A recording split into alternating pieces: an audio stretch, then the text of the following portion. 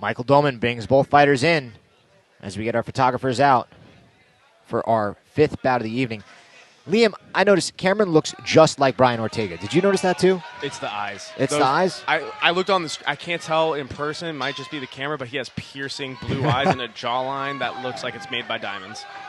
Charles, I kid you not, when I went back into the fighter warm-up area before we started tonight, I thought the same exact thing. Is that Ortega standing over there? Oh, elbow. Big knee. Excuse me, big elbow. That almost looks like a double leg. These guys are getting after it. Mike Dolman. Checking both guys out. Comments. Letting those nerves settle. Yeah. Man, he really is just the best, I'll tell you. He just knows. Oh, good punches there from Patrick Parker. Really loading up that right hand like a piston here as he just drives forward. I like how he's punching with the collar tie. That's going to be something very unfamiliar to some people who train more traditional boxing, but the amount of leverage you can produce while holding somebody's head, it's powerful. Yeah, it absolutely is. And, Charles, speaking about Michael Dolman, I tell people a lot, you don't even understand. He's one of the baddest dudes in the room right now. Oh, yeah. We don't mess with Michael Dolman. Incredible boxer, big dude, big, strong guy. Yeah, you don't want to mess with that guy, but he does an incredible job in the ring. He knows fighters, and he knows what he needs to do in the moment. That might be a little bit more based off his like subjective, anecdotal experience, but he knows how to kind of bring the best out of people and keep them safe at the same time. And like you saw just there, kind of be like, all right, take it easy, guys. You all right? You good? You ready to go? All right, here we go. Both same thing for both guys. Really even keel, doesn't get too excited or too rowdy in there with the fighters. Nice right hand. Both fighters are landing a good amount of damage here. Cameron's starting to actually pop off and find his own shots. Only thing I'd like more from Cameron, some off-balancing, some movement. You're seeing him be the one who has to step their feet more. Parker's looking a little bit fatigued here. He's got some good control, but if you look at his punches, they're starting to get somewhat labored, and now he's walking in. He likes that single collar tie, but if you're holding somebody and staying tight, it's going to get real difficult to snap those punches. And Cameron's constantly firing his own right hand over that left tie and under it. And that was the end of the first round. A lot of pressure, though, from both guys here in their debut. A very active first round. We'll see Nate Bennett over there in the corner giving his advice. I want to make one comment about Patrick Parker's left hand. When he walked back, that thing never came up. His right hand was he was way more willing to move it. That left one dangled like it was dead weight. I'm not going to tell anybody that it's not going to be of use, and he's not going to throw it and hold and be strong with it, but I can tell you right now, he's probably feeling a lot of lactic acid build up in that arm, a lot of blood, just kind of not really feeling the strength he normally feels in a training room going into a second round. Yeah, and then you look over at Cameron, who looks so relaxed, taking instructions, breathing heavy, but standing up and just, again, that young recovery, and clearly a guy who's trained hard and is in very good shape. The other thing I'll tell you about Parker is when somebody's been wanting this moment for so long, it keeps getting built up and built up and built up. And now, you're really magnifying that adrenaline dump. Let's see how they start. Parker constantly wants to fire some kind of kick right off the glove touch. Ooh, looks like there was a slip there, and then it looked like the kick on the way up. Hard fall, though, even if it was a slip. And sometimes it's that tape. Oh, big right hand. That rocked him.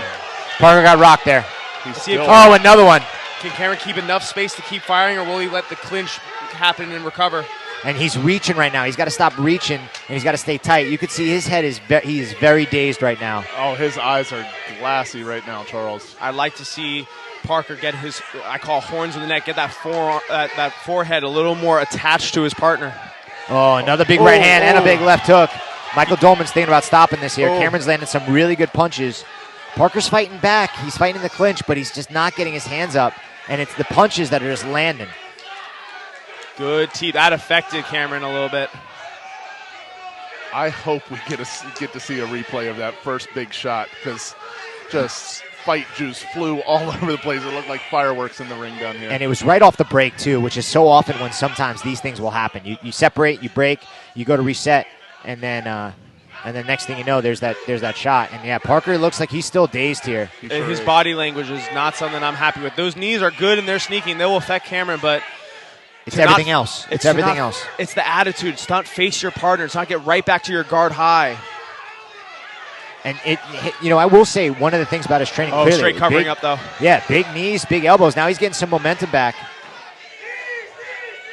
when that's your default, your safe zone is in the clinch, firing knees. That's not a bad safe zone. It's when you exit that, that's when you have to be careful and you have to avoid getting those hard shots. And it looks like the tide is turning here a little bit because even though he was rocked and dazed, he's landed the more shots in the clinch. Very good shin shield right there. Parker's strength is his knees in the clinch. Cameron's strength is his punching and at distance. I think the biggest thing, if I'm Cameron's corner, is do not accept a clinch. Stop trying to pot shot in there. Get your separation, land your damage. Yeah, absolutely. And right now it's just you want to touch him. Just keep touching him. Just keep touching him. Make as much contact as you can, as safely as you can. When I say safely, without overcommitting. But it's, I'll tell you, man, Parker took some really heavy shots there, and the fight was almost over. And you got to give him credit. He took some huge shots. He was glassy-eyed for most of that round there, and still stayed in the fight. He looks like he's recovering in this moment.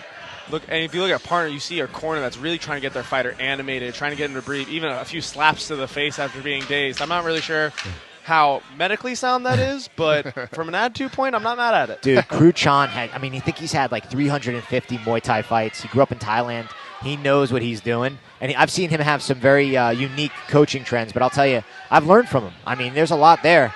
And Parker flexing looks like he's ready to go. He's still not looking good from where I'm looking. The facial expressions are where I'm seeing it, but big deep breath going into this third round. He's coming out hard. I like that he tied up immediately. I don't think he should be trying to spend too much time at space. Big knee just got through there. Good punches, good elbow.